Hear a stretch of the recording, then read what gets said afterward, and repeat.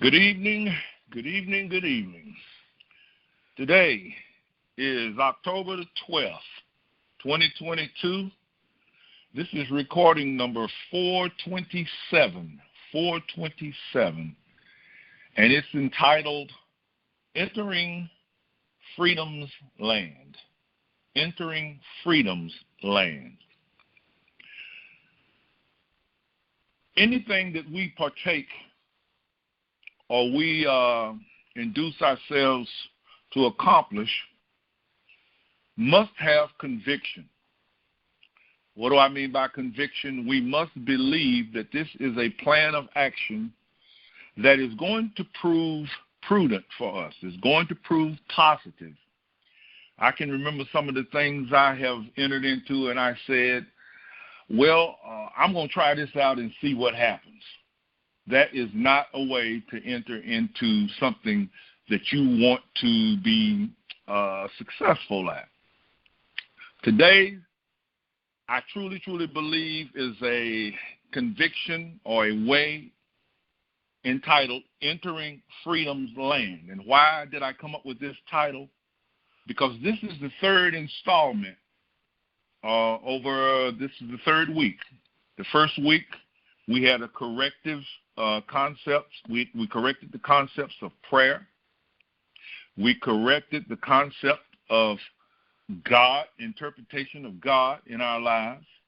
Last week we had correction to grace.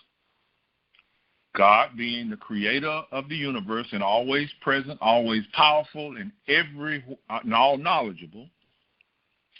Prayer being not us inquiring or requisitioning God to help us in times of need, but knowing that the recognition of the presence of God, those three attributes I just described, always being with us, then prayer is always answered before we even think of what it is we have need of.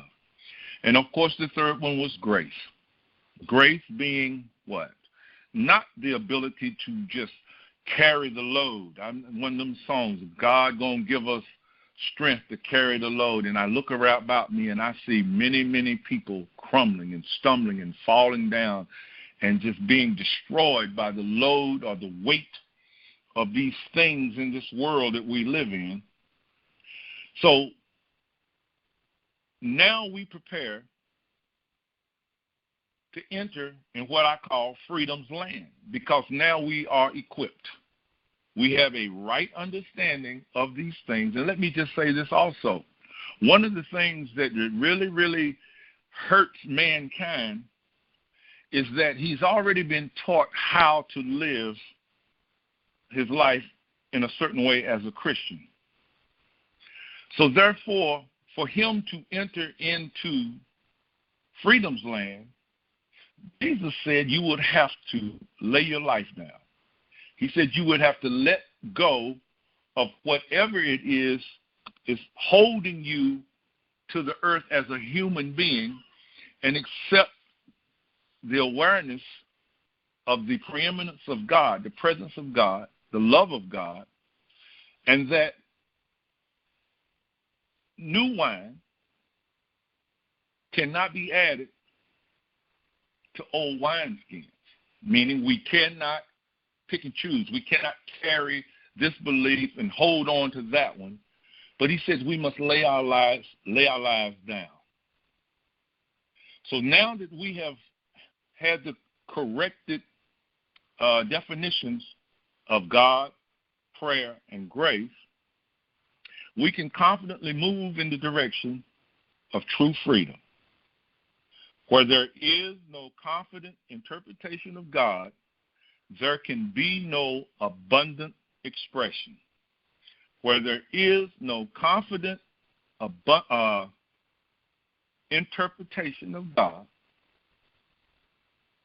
there can be no abundant expression. Why do I say abundant expression? Jesus said, I come that you might have life and you might have it abundantly. So therefore, we need to understand that this world was created for us to live abundantly. This world was created for us to enjoy, to have fun, to do all of the things that basically come to mind that are worthy of doing. And I don't mean doing evil things, because if you knew that all things were yours and the abundant life was yours, you would never be jealous of anyone, and you would never be trying to get anything from anyone. So therefore, we must come to the understanding that what's here was put here for us, and it was put here for us to enjoy. Now here comes the dig when the person comes in and says, no, you only need to have this. Or it comes and says, no, if it be God's will, you can have that. No, if it comes to say, no, you can't do this, you can't do that. Well, God says, if you have a relationship with me, you will know these things, because I will constantly be with you to make sure that your pathway is clear. One of the major problems that I have is that how in our society today, people have problems with the minister having money or having nice cars, nice clothes, going on trips. They got massive problems with that. And yet those same people will work 2 and 3 and 4 jobs to gain money that they think they need. And then on top of that, the other thing is, when you look back into the Old Testament, no one questions the wealth of David.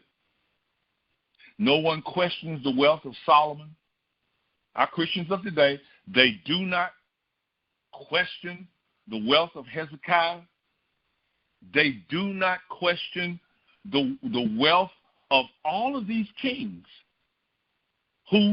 Josiah, who followed God. And yet, in today's society, we have a problem with a minister having money.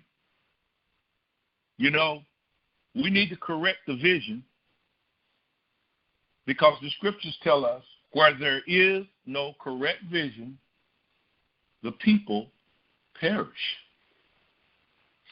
And see, the people are perishing in freedom's land. We're in freedom's land, and we're perishing because we have so much ought with one another. We have jealousies, animosities, backstabbing, lying, gossip. We have all of these things against one another, and we call ourselves the blessed of God. And the scriptures tell us, point blank, if any man have aught with another man, let him be reconciled. And in the book of James it says, let not this man say that let him not believe that he will receive anything from God. So you see, we must enter freedom's land with a conviction that there is no weapon formed against me or anything concerning me that can prosper, because I have a correct understanding of who God is and my relationship to God. I have a correct understanding of what prayer is, and that prayer is answered before I even am aware that I need anything. Remember, the Father knoweth what things you have need of. And grace of God is that loving, overseeing love that God has for me, that merits good favor to me and provides all things. You see, the veil that we have held over truth must be removed. The true essence of God is exposed within our conscience. We can now see that there is only the presence of God that we need be concerned with.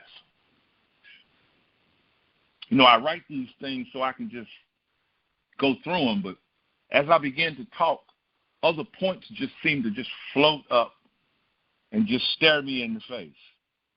The only thing that we should be concerned with is the presence of God in our lives.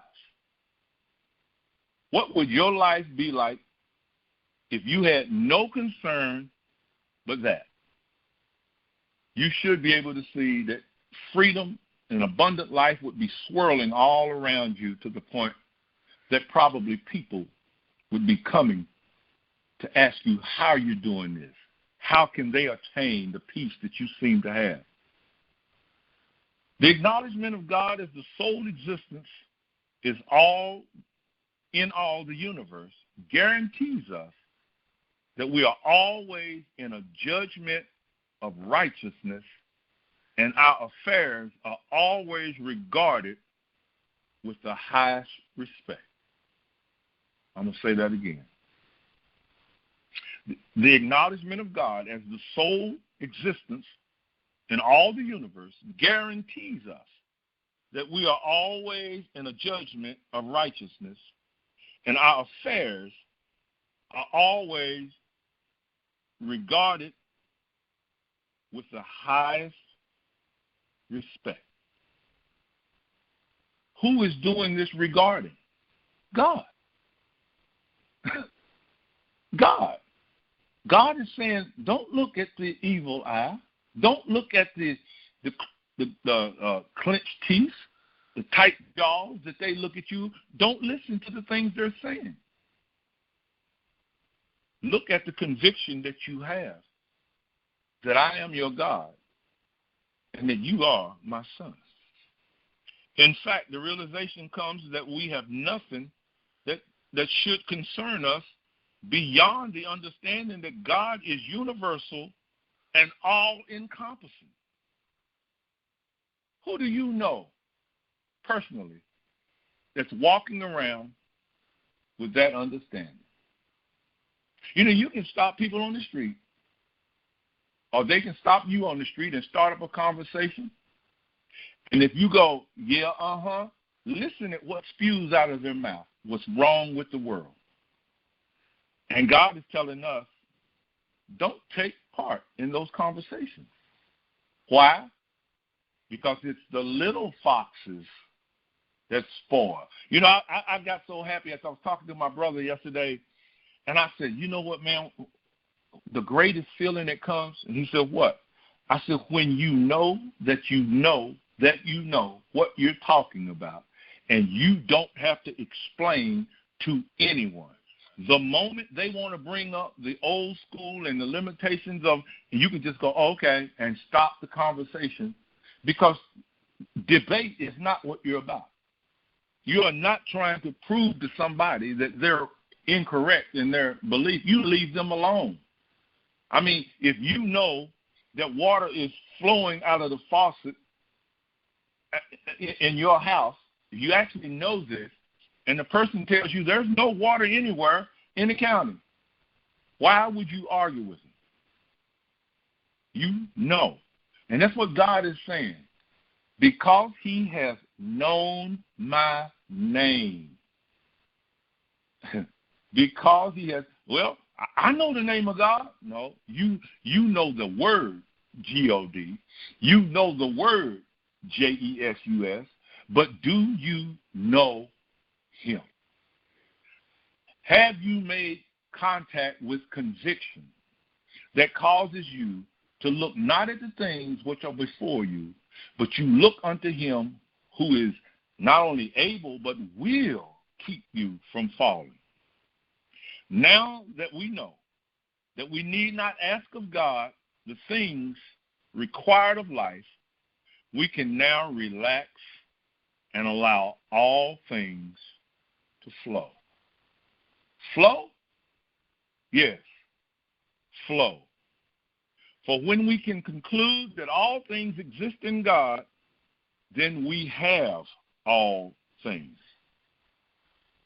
You know, you heard that expression that say sometimes love is blind.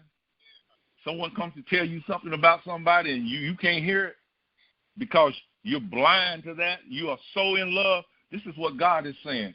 Can you fall so in love with me that when people come to tell you that my abundance, my love, my substance, my supply is not flowing because of so-and-so, and you can just look at them and go, really? Because you know that there will be no limited flow to you. All things exist in God. Well, all things. Yes, we need to understand that there is no concept of anything in life that we can lay our imagination on that is not already complete in God. God does not have a factory in heaven somewhere that's making things that we ask him for. In God are all things. I only need to realize that this is true, and the flow comes to me. This is the truth that lifts us above the concerns of living.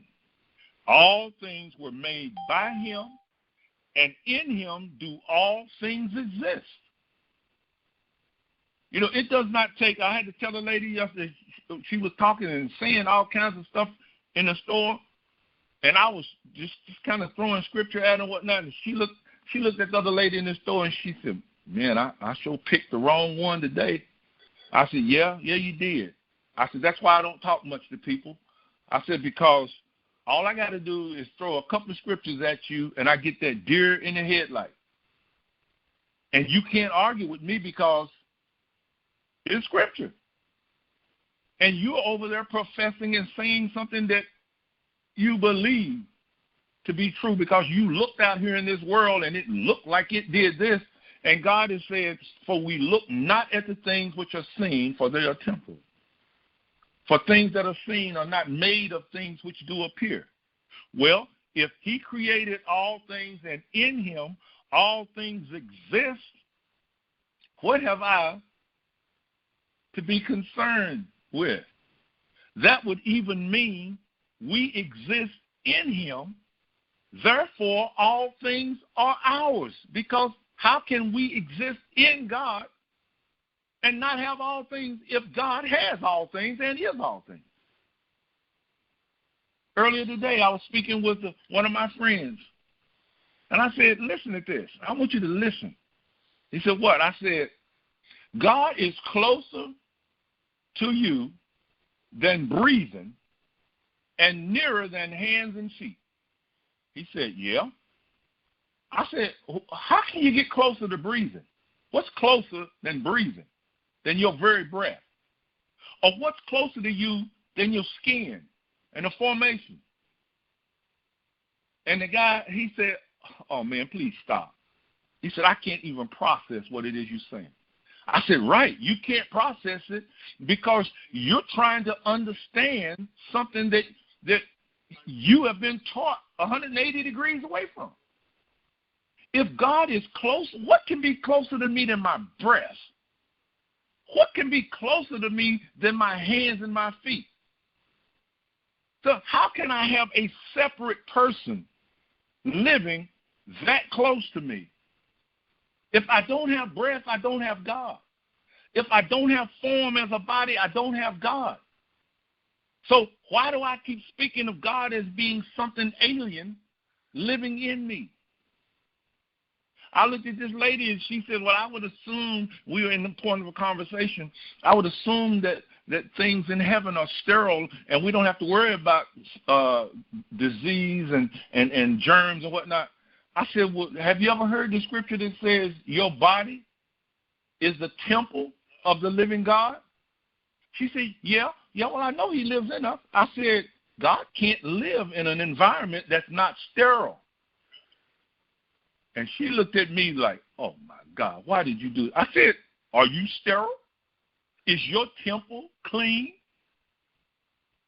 And there was a preacher standing in there, and you know what he had to do? He looked at me, he turned and walked out. Because we are being taught that we are being held prisoner in a land of freedom. The scriptures say the earth and the things in it were created by God, that his creation would live in them and enjoy them. What is keeping me from doing that? My misunderstanding of who I am.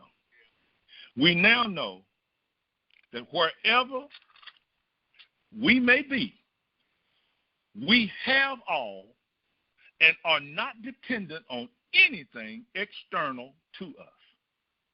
There is nothing external to us if we are existing in God.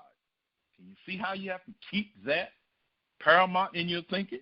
Because the moment you begin to fight against someone, you have moved out of God and you've moved into your human nature, and you could get hurt. Our only responsibility is developing a conscious awareness of God ever within. We contemplate this truth until we can live it without effort. Contemplate this. You say, well, how do I do that? Well, if you were to just simply, as I awakened this morning, my eyes came open, I just rolled over on my back, and I began to say, I am. I am. I am. And I began to just say it with feeling, I am. And the next thing I know, my body was swirling and moving, and I said, I am. And then the word that. And I knew the presence of God. So if you want to know how to get close to God, just be still and with emphasis say, I am. I am. And imagine yourself being with God and watch what happens. And then you'll realize that what you am is that. Whatever it is that you are imagining as abundance, yeah, you can be rich. And you don't have to know how the money is going to come to you. You can go on trips. You don't have to know where you're going. You don't have to know how you're going to get the money to get there. Why? Because in Him we live, in Him we move, in Him we have our being. Where does God live? In Freedom Land. Where has He invited us to come? In Freedom Land. And we keep trying to say, oh, Lord, show us Freedom Land. And He's saying, open your eyes. But don't look outside. Look within. Look within. That's where the kingdom is. With God's presence as the central thing, we are assured to flourish. God is no longer besieged with requests, but is seen as the universal spirit of the spirit supply. He is the universe's spiritual supply, and He supplies all of this to His creation. And you say, do I have it now? Yes, you have it now. Well, how come I don't see it? Because you can't see it. You're choosing to believe that it's something that needs to come to you, and God is saying, I am everywhere, I am in everything, and I know all things. How can you be a part of that and not have all things? So I must get the conviction of I am. I am. Where is the Son? The Son, S-O-N, is ever present in the bosom of the Father. I am. I am. I am. This is the awareness that must permeate your conscience. It must be always present in existence, especially when the cop pulls you over, especially when the person calls you a name, especially when that unexpected bill, expectedly when the plumbing issues, expectedly when something goes wrong. Your first movement should be in God. I am. I am. This is true worship. This is the only worship. When recognized, there is no place where the abundant life can be limited or held to specific man-made rules. When you recognize that you are always in the abundant life, you will stop looking for people to get better. Huh? Yeah, you're looking outside, looking for something to convince you that it's okay to rest. Jesus told us, go into all the world, didn't He? He said, preach the gospel to the poor. He said, heal the sick, raise the dead. So we're supposed to speak the word of peace to people and keep right on rocking down the road. If you believe it, you never look back over your shoulder. But if you walk away wondering, are they going to get better, then you'll probably fail. Why? Because it's your convicted belief of the presence of God always hearing you. That's what true prayer is. That's your conviction. When recognized, there is no limitation. It is said that as a man sows, so shall he reap.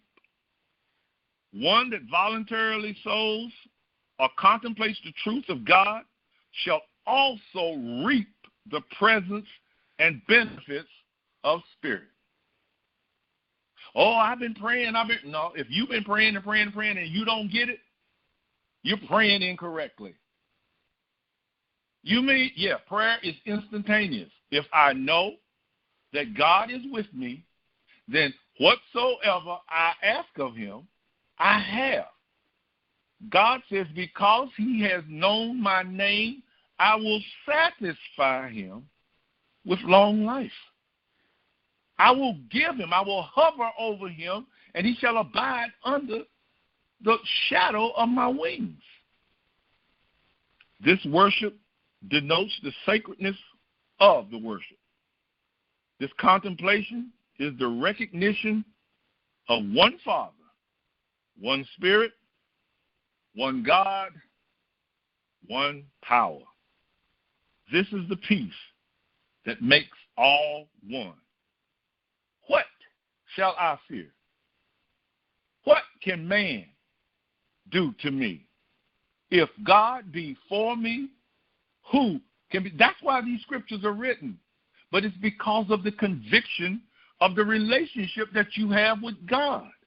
Not because you memorized a whole bunch of scriptures and you're spitting them out there hoping that God is not standing behind you instead of in front of you. This is the only way that man can come to love God supremely and love his neighbor as he loves himself. If I have no fear because God is with me, then I don't fear you. It's just that simple.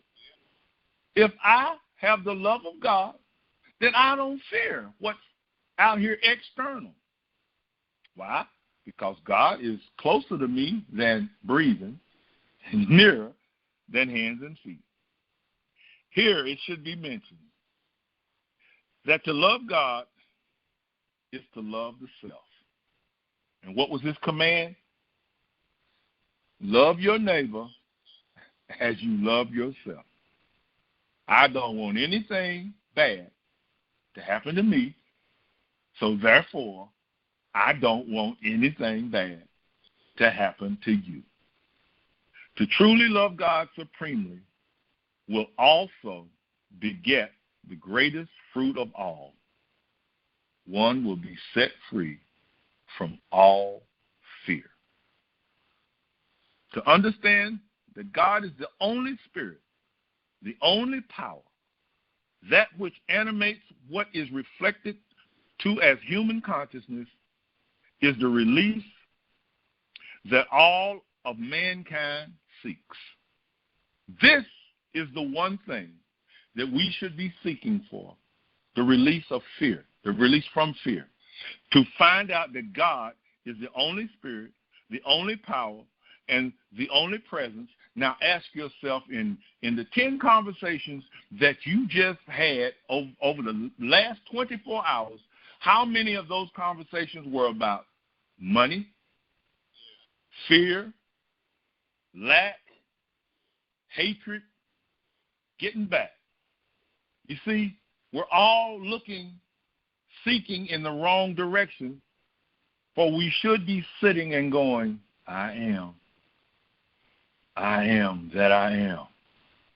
This is what brings the blessed assurance to us, whereby we are not afraid of anything. Just think about Moses, one man going into Egypt with I am. Think about that. One man with a stick in his hand. Aaron didn't believe in God.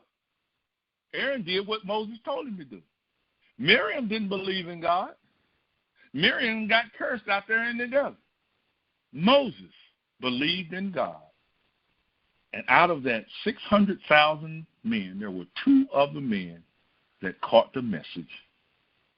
This man Moses knows something, and I'm going to hang with him.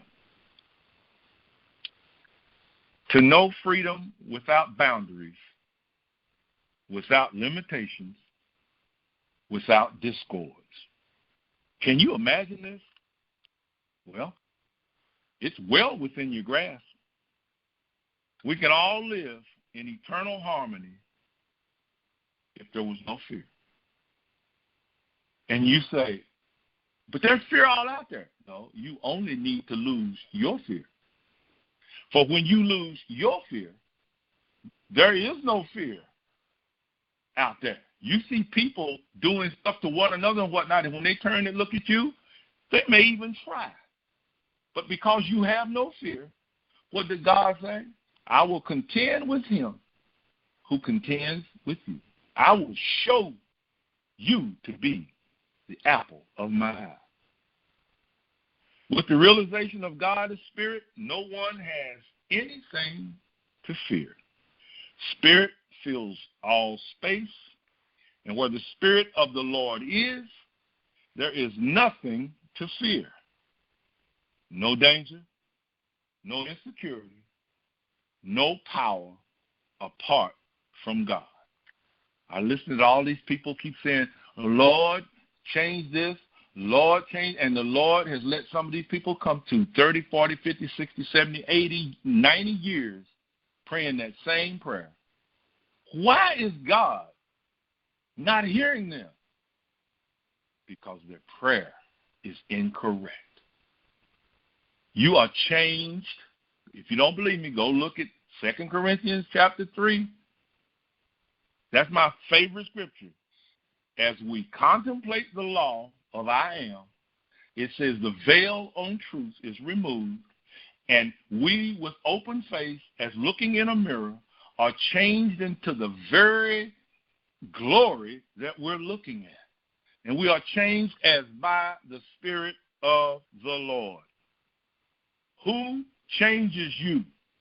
You change you by contemplating the Spirit of the Lord, the goodness of God, and you allow the Spirit that is already housed within you to come forth and show itself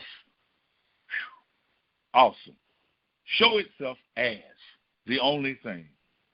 The correct interpretation of erroneous concepts of God, prayer, and grace opens the doorway to the abundance of freedom. Adequately adorned with spiritual worship and spiritual truth, in the words of Caleb, the pleasing of God is upon us, and we are more than able to enter freedom's land. God bless.